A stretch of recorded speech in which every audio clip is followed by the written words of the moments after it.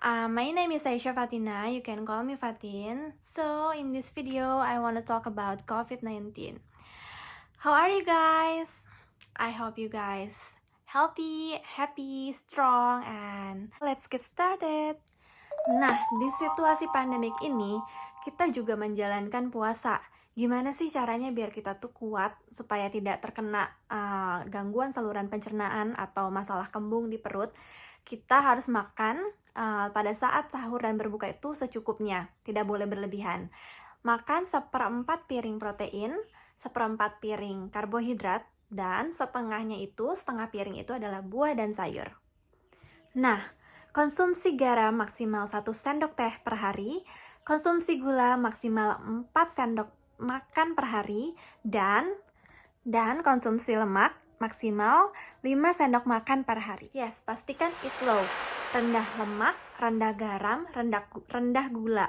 Dan start slow, buka puasa dengan minum 1-2 gelas, terus makan jangan cepat-cepat, perlahan saja, dan makan jangan berlebihan, karena kalau berlebihan nanti ada gangguan dari pencernaannya. Nah, di situasi pandemik ini pasti banyak dong orang-orang yang delivery makanan. Dan pada ketakutan nih, gimana sih caranya biar ya lumayan aman gitu dari tertularnya virus COVID-19 ini. Caranya begitu kita terima makanan tersebut, kita langsung cuci tangan dengan sabun dan air mengalir, lalu makanannya itu dipindahkan ke piring kita, lalu plastiknya atau wadah yang sudah ada itu dibuang ke tempat sampah. Lalu setelah itu makanan juga bisa nih dipanasin. Nah, pada banyak yang nanya juga nih, boleh mudik nggak? Ya, kalau bisa tidak ya, diharapkan tidak. Karena kalau misalnya kita mudik, ke pulang kampung nih, nanti di kampung kita yang tadinya nggak kenapa-kenapa bisa tertular virus COVID-19 ini gitu. Karena kita bisa secara tidak sadar bisa membawa virus itu sendiri, kayak gitu. Jadi, sayangi keluarga kalian, ya tahan-tahan diri dulu untuk sekarang ini demi kebaikan bersama. Oke? Nah, gimana nih kalau misalnya ada tetangga kita yang ternyata COVID-19? Jangan panik, kita bisa tetap support dia lewat chat, berkabar, lewat WhatsApp misalnya. Kita tetap pakai masker, physical distancing, and cuci tangan menggunakan air mengalir dan sabun. Nah, kita harus support karena itu tuh masa sulit buat mereka. Jadi kita harus bantu dengan doa juga. Oke? Usahakan selama kita karantina di rumah, kita tetap beraktivitas. Jadi nggak tidur-tiduran aja. Kita bisa selain makan makanan yang bergizi, ya kalau puasa gini ya tentunya nggak makan ya, tapi pas pada sahur dan berbuka kita makan makanan yang bergizi. Setelah itu kita juga bisa berjemur di pagi hari 15 menit. Bisa di jam 8 sampai jam 10, tergantung nih mataharinya kan tiap rumah orang beda-beda ya. Tapi yang jelas cari sinar matahari terbaik aja. Jangan sampai gosong juga, jangan lebih dari 15 menit. Usahakan menggunakan sunscreen. Lalu setelah itu usahakan minum air putih yang cukup saat sahur dan berbuka puasa. Udah gitu kita olahraga ringan juga nih. Olahraganya bisa macam-macam sesuai minat dan kesukaan kalian aja gitu. Misalnya sit up, push up, plank, atau misalnya lari-lari kecil. Yang penting beraktivitas. Lalu setelah itu kita bisa WFH juga nih, work from home. Nah, bagi yang tidak bekerja, Anda bisa kayak melakukan sesuatu yang menyenangkan, misalnya mendengarkan musik, atau membuat jurnal, atau menulis buku. Lalu setelah itu, ya sesuai minat kalian aja apa. Yang penting jangan tidur-tiduran, jangan hanya berdiam diri saja, karena itu membuat tubuh menjadi lelah. Lalu setelah itu juga kalian bisa minum suplemen, kayak misalnya vitamin C. Banyak di pasaran dijual vitamin-vitamin, dan sebenarnya semuanya sama aja, asal pemakaiannya tepat. Itu hitung-hitung menambah daya tahan tubuh kalian. Berpikiran positif, jangan lihat sosial media yang membuat panik. Selalu positive thinking dan follow orang-orang yang positif juga. Oke?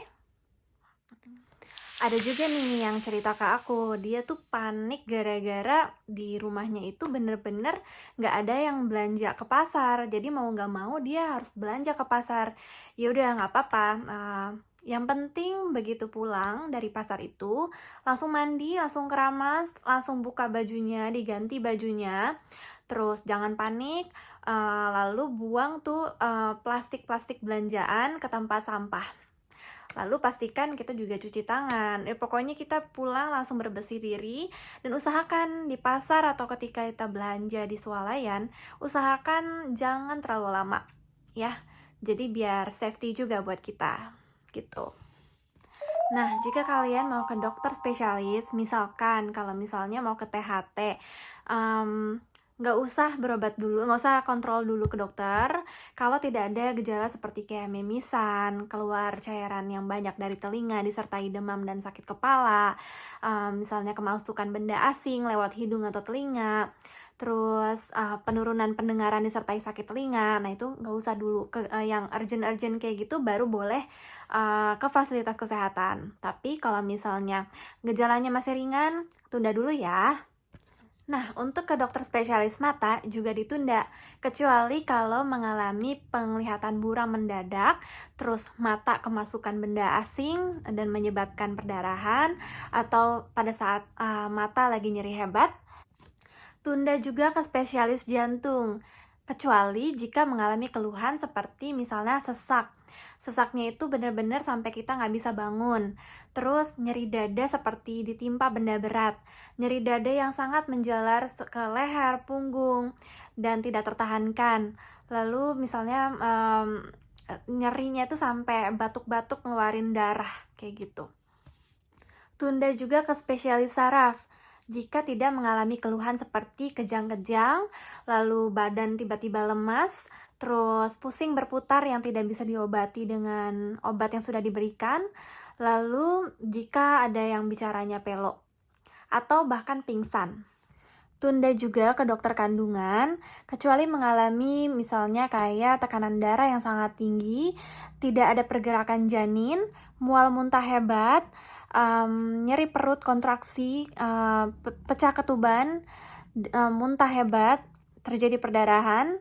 Tunda juga ke spesialis anak, kecuali kalau mengalami keluhan seperti misalnya habis digigit binatang, misalnya digigit ular, terus diare terus-menerus hingga dehidrasi, muntah hebat, penurunan kesadaran, terus sesak nafas yang sampai tidak bisa diatasi di rumah, terus mengalami nyeri perut dan mual terus-menerus, dan keadaan urgent lainnya. Ada yang menarik nih dari pasien yang konsultasi ke aku. Jadi dia itu sesak nafas. Nah, setelah digali ternyata dia ada keluhan dompetnya itu menipis selama selama PSBB ini kan, karena kita tidak diperbolehkan bekerja kan. Nah, jadi lucu, pasien-pasiennya itu pada sesak nafas. Nah, ternyata pas digali-gali, ternyata dia ada cemas, panik, terus takut duitnya nggak cukup buat makan besok. Ada juga nih pasien yang konsultasi ke aku kayak, dok, gimana ya? Saya tuh harus banget kerja, kalau nggak saya nggak bisa menghidupi keluarga gitu. Ya udah, saya sarankan aja untuk kayak tidak apa-apa sebenarnya bekerja, walaupun itu sebenarnya terpaksa banget ya, karena memang mau gimana lagi gitu kan. Tapi solusinya kita bisa pakai masker, terus mungkin kita bawa bekal hand sanitizer gitu kan. Karena kita nggak setiap saat nih ketemu air sama sabun.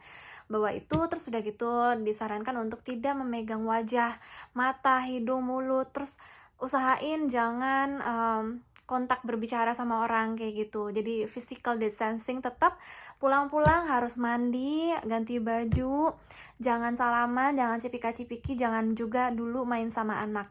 Seperti itu. Jadi ya buat orang-orang yang memang terpaksa banget untuk bekerja, ya mau gimana lagi gitu, tapi this is the best that we can do gitu kan, gitu. Jadi good luck buat teman-teman atau orang-orang yang harus bekerja di luar rumah saat ini. Oke, sekian COVID-19 part 2 dari aku. Semoga bermanfaat buat kalian. Aku nggak tahu nih, aku bakal buat yang part 3 atau enggak, but we'll see. Aku berharap kalian bisa berpuasa dengan baik, stay happy, healthy, strong, and yang paling penting adalah stay at home. Oke, see you, bye!